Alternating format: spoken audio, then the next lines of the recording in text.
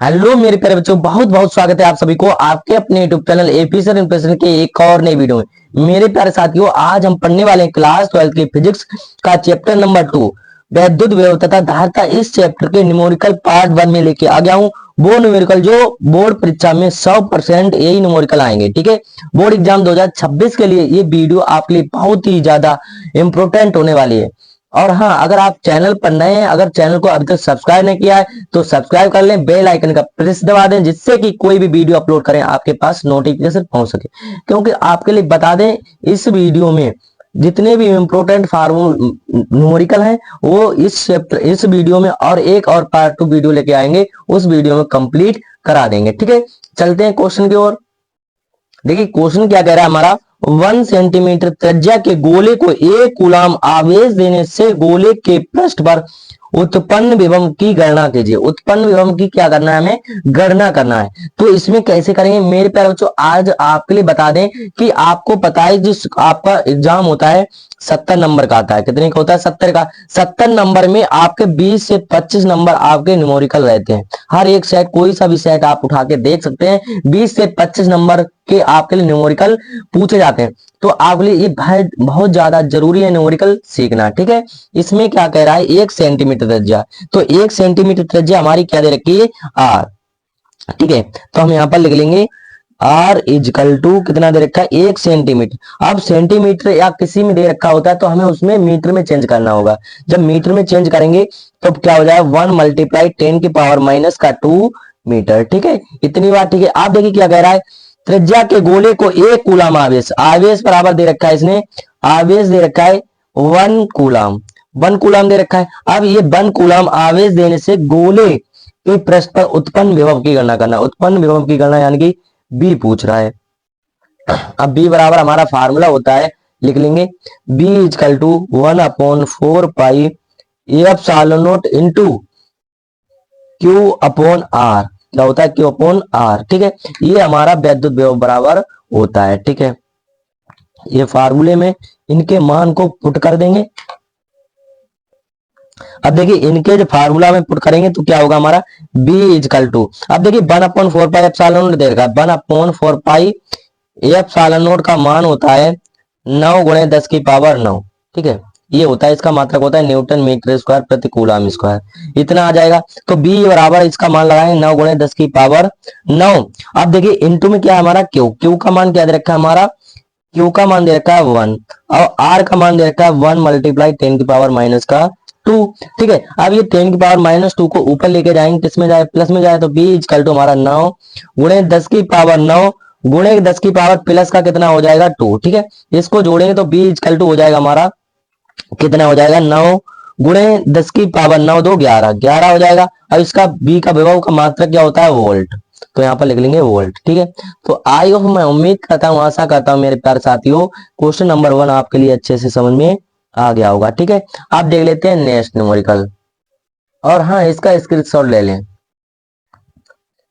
देखिए न्यूमेरिकल 2 क्या दे रखा हमारा, 3 संधारित्र जिनकी धारिता क्रमशः 10 माइक्रोफैरड, 20 माइक्रोकैरम तथा 30 माइक्रोफैरड है, श्रेणी क्रम में जुड़े हैं, उनकी तुल्य धारिता ज्ञात कीजिए। हमें क्या पूछ रहा है? तुल्य धारिता पूछ रहा है। तो इसमें लिख लेंगे सॉल्यूशन।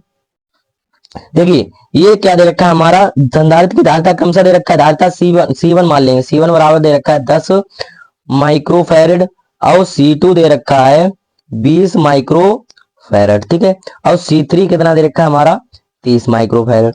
अब इसमें देखिए पूछ रहा है संधारित्र की धारिता पूछ रहा है, तुल्य धारिता श्रेणी क्रम में पूछ रहा है वो भी। तो हमारा मान लो C बराबर पूछ रहा है, किसके बराबर पूछ रहा है? C बराबर पूछ रहा है। अब इसको निकालने के लिए आपको पता है प्रतिरोध के बारे में, प्रतिरोध में क्या होता है? इसका उल्टा होता है, पता होना चाहिए। प्रतिरोध के लिए जो श्रेणी क्रम होता है, प्रतिरोध में अगर पूछा जाए श्रेणी क्रम, तो श्रेणी क्रम क्या होता है हमारा, उसमें इसका उल्टा हो जाता है। जैसे यहाँ पर होता है R equal to R1 plus R2 plus क्या होता है? R3। अब प्रतिरोध में समांतर क्रम क्या होता है हमारा? समांतर क्रम वो होता है इसी का उल्टा, यानी कि 1/R is equal to 1/R1 plus 1/R2 plus हो जाता है 1/R3। और इसमें क्या होगा हमारा, इसमें होता है कि इसका उल्टा, तो यहाँ पर हो जाएगा 1/C इजकल टू, श्रेणी क्रम पूछ रहा है तो श्रेणी क्रम के लिए इसका क्या हो जाता है? उल्टा प्रतिरोध और समांतर संधारित्र की धारिता के लिए। तो 1/C1 plus 1/C2 plus 1/C3, ठीक है, इतना आ जाएगा। अब इन सबका मान लगा देंगे इसमें। जब हम वैल्यू लगाएंगे तो 1/C इजकल टू 1/C1 कितना दे रखा है 10 प्लस 1/C2 का मान दे रखा है 20 प्लस 1/C3 का मान दे रखा है 30। अब देखिए इतना आ गया। इसको क्या करेंगे हम, इसको इसमें हम 10 और 20 30 का क्या ले लेंगे लासा, 10 20 30 का लासा लेंगे। तो देखिए 10 से काटेंगे, 10 एकम 10, 10 दूनी 20, 10 तिया 30, 10 दूनी 20, 20 तिया 60। इसका लासा कितना आ गया 1/C इजकल टू 60 लासा आ गया हमारा। अब देखिए इसमें करना क्या होता है, इस वाले हर से इस वाले हर को काटना होता है। 10 60 6 10 60 6 आएगा, 6 एकम 6 प्लस 20 दूनी 40, 20 तिया 60 गुणा कितना होगा 3 से करेंगे 3 एकम 3 3 आ जाएगा प्लस 30 दूनी 60, यहाँ पर कितना आ जाएगा 2, ठीक है। अब देखिए आगे देखते हैं इसमें 1/C इजकल टू 6 3 कितना हो जाएगा 9 और 2 11 11/60 आ जाएगा हमारा, ठीक है। अगर इसमें C बराबर निकालेंगे हम तो C इजकल टू निकालेंगे, ये क्या हो जाएगा, इसका उल्टा हो जाएगा 60/11। यही हमारा क्या आ जाएगा, इसका आंसर आ जाएगा मेरे प्यारे बच्चों संधारित्र की। अब किसमें पूछ रहा था, माइक्रोफैरड में, तो ये क्या हो जाएगा माइक्रोफैरड, ठीक है। तो आई होप, मैं उम्मीद करता हूँ क्वेश्चन नंबर 2 भी आपके लिए अच्छे से समझ में आ गया होगा। चलिए आप देख लेते हैं नेक्स्ट क्वेश्चन। देखिए नेक्स्ट क्वेश्चन क्या रखा है, एक गोलाकार चालक की त्रिज्या 9 सेंटीमीटर है, इसकी धारिता तथा उस आवेश की गणना कीजिए जिससे इसका विभव 1000 वोल्ट हो जाए। वेरी वेरी मोस्ट इंपोर्टेंट है, क्योंकि ये कई बार आपके बोर्ड एग्जाम में पूछा जा चुका है मेरे पास, तो वो ही क्वेश्चन लेके आता हूं जो पूछे जा चुके हैं। इसलिए आपको इस क्वेश्चन को तो बहुत ही अच्छे से पढ़ लेना है। और हाँ, वीडियो को लाइक करते चलिए। आप लोग वीडियो लाइक करने में कंजूसी करते हैं, आप अगर लाइक करते हो तो हमें एक मोटिवेशनल मिलता है मेरे प्यारे साथियों, इसलिए लाइक कर दिया करो और चैनल को सब्सक्राइब कर लो और दोस्तों के साथ ज्यादा से ज्यादा शेयर करते चलिए, ठीक है। अब क्या है इसमें देखिए, यहाँ पर ये गोलाकार चालक की त्रिज्या कितनी देर की 9 सेंटीमीटर, तो हमारी त्रिज्या आर मान लेंगे कितनी देर की 9 सेंटीमीटर। सेंटीमीटर को मीटर में चेंज करेंगे तो 9 गुणे 10 की पावर माइनस का 2 मीटर हो जाएगा। अब क्या कह रहा है, इसकी धारिता तथा उस आवेश की गणना कीजिए, इसकी धारिता तथा उस आवेश की गणना कीजिए, इसका विभव 1000 वोल्ट है। विभव मतलब बी बराबर हमारा दे रखा है इसने 1000 वोल्ट, ठीक है, 1000 वोल्ट ये दे रखा है। अब इसमें हमें गणना किसकी करनी है, धारिता की, किसकी धारिता की, C इजकल टू धारिता की गणना और तथा उस आवेश की, आवेश मान लो क्यों, क्योंकि ये पूछ रहा है। तो हमने आपके लिए बता दें, एक हमारा फार्मूला होता है बिलगत गति के, इसके बिलगित गोलीय की धारिता, ये अभी डेरिवेशन कराई नहीं है, हम आपके लिए ये भी डेरिवेशन बहुत ही जल्द लेके आएंगे। बिलगत की गोलीय की धारिता, इसको अगर निकालते हैं तो इसका जो फार्मूला होता है हमारा किसके बराबर होता है, C equal to 4 pi epsilon naught into होता है R, क्या होता है R। अब देखिए यहां से ये निकल के आया, C बराबर हमारा होगा। अब आपको पता है कि 1/4 पाई एप्सिलॉन नॉट इनटू इसका मान होता है 9 गुणे 10 की पावर 9 होता है। इसका मान कितना होता है 9 गुणे 10 की पावर 9। अगर यहाँ पर हम निकालना कहा है हमें 4 पाई एप्सिलॉन नॉट केवल दे रखा है।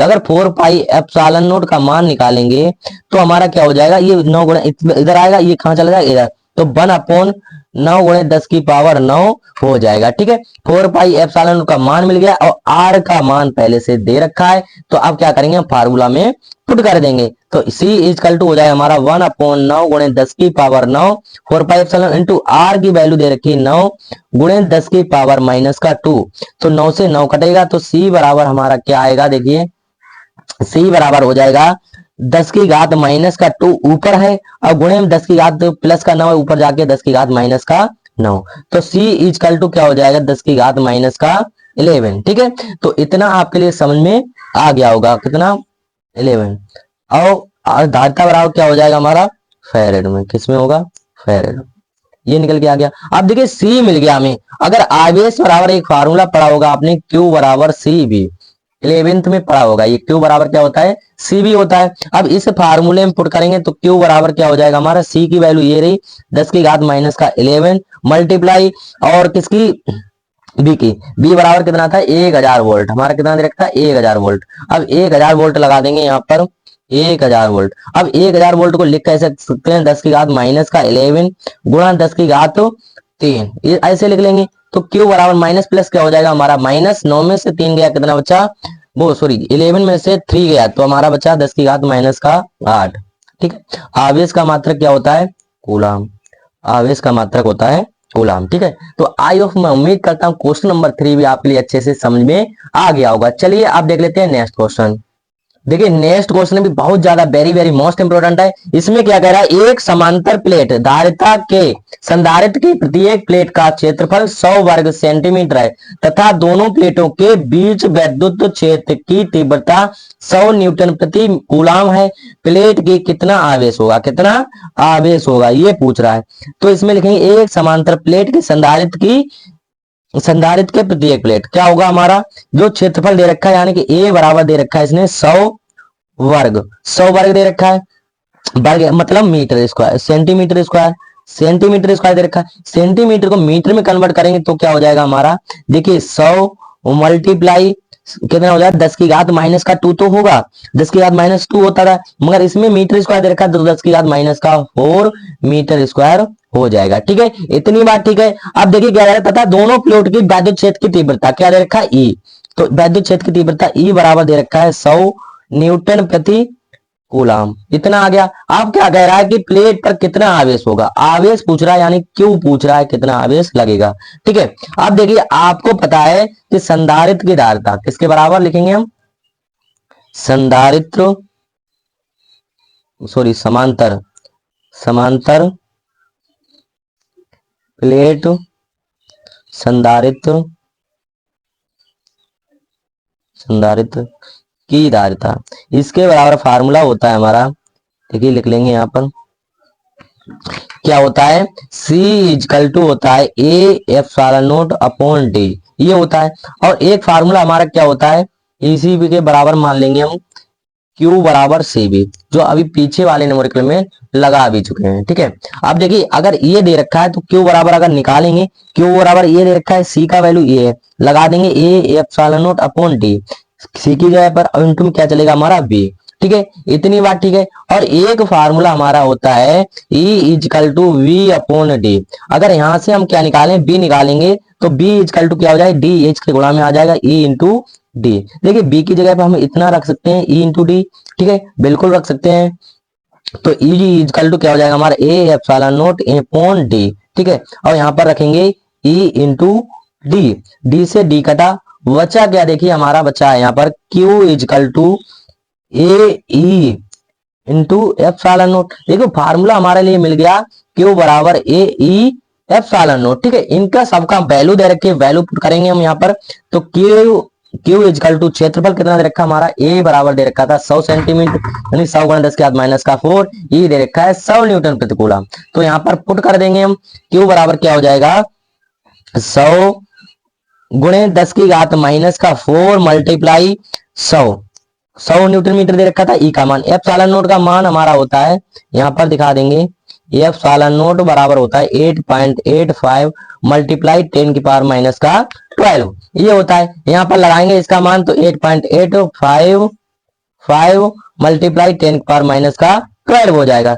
क्यों इजकल टू, देखिए 100 को इसकी पावर कितने लिख सकते हैं, 10 की पावर 2 लिख सकते हैं, 10 की पावर 2 ये होगा, 10 की पावर 2 ये होगा, कितना हो जाएगा 10 की पावर 4 हो जाएगा इन दोनों का। तो 10 की घात माइनस का 4 मल्टीप्लाई 10 की पावर 4 प्लस का 10 और गुणे में 8.85 मल्टीप्लाई 10 की पावर माइनस का 12। ठीक है, ये माइनस प्लस का कैंसिल आउट हो जाएगा, तो बचेगा क्या हमारा, Q इजकल टू बचेगा 8.85 मल्टीप्लाई 10 की पावर माइनस का 12। ठीक है, तो आई होप, मैं उम्मीद करता हूं, आशा करता हूं क्वेश्चन नंबर 4 भी आपके लिए अच्छे से समझ में आ गया होगा। कॉन्सेप्ट क्वेश्चन को समझना सीखो मेरे प्यारे बच्चों। अगर आपने क्वेश्चन को समझ लिया तो उसमें कुछ नहीं होता, क्वेश्चन में ही आंसर छिपा होता है। ठीक है, चलिए आप देख लेते हैं नेक्स्ट क्वेश्चन। देखिए क्वेश्चन नंबर 5 क्या दे रखा है हमारा, एक समांतर प्लेट वायु संधारित्र की धारिता 16 पिको फैरेड है। यदि प्लेटों के बीच की दूरी घटाकर 2/3 कर दी जाए तथा उनके बीच परावैद्युतांक 3 का कोई पदार्थ भर दिया जाए तो संधारित्र की धारिता क्या होगी, ये कह रहा है। तो देखिए यहाँ पर क्या लिखेंगे हम, यहाँ पर लिख लेंगे संधारित्र की धारिता, संधारित्र